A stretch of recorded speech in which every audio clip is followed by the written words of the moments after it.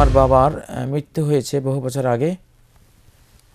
এখন আমার মনে চায় বাবার নামে বাবার পক্ষ থেকে একটু কোরবানি করি। মৃত ব্যক্তির পক্ষ থেকে কি কোরবানি করা যাবে? জি ভাই, আপনি আপনার পিতার পক্ষ থেকে কোরবানি করতে পারবেন। মৃত ব্যক্তির পক্ষ থেকে কোরবানি করাতে কোনো সমস্যা নেই। নবী সাল্লাল্লাহু আলাইহি সাল্লাম আলীকে বলেছিলেন যে আমার পক্ষ থেকে তুমি কোরবানি করবে। আলী রাদিয়াল্লাহু তাআলা আনহু তার পক্ষ থেকে 2টো করে দুম্বা কোরবানি করতেন। বা নবীজি নিজেও তো তার উম্মতের জীবিত মৃত সব সদস্যের পক্ষ থেকে কোরবানি দিয়েছিলেন। আল্লাহুম্মা তাকাব্বাল মিন মুহাম্মাদিন ওয়া আলি মুহাম্মাদ ওয়া মিন উম্মতি মুহাম্মাদ। হে আল্লাহ, কবুল করুন মুহাম্মাদের পক্ষ থেকে, উম্মতে মুহাম্মাদের পক্ষ থেকে, মুহাম্মাদের পরিবার, মুহাম্মদ সাল্লাল্লাহু আলাইহি সাল্লামের উম্মত জীবিত মৃত সবার পক্ষ থেকে এই পশুটি কবুল করুন। তো সেই হিসাবে এটি তো আপনার জন্য বৈধ, কোনো সমস্যা নেই। আপনার পিতার পক্ষ থেকে আপনি কোরবানি করতেই পারেন।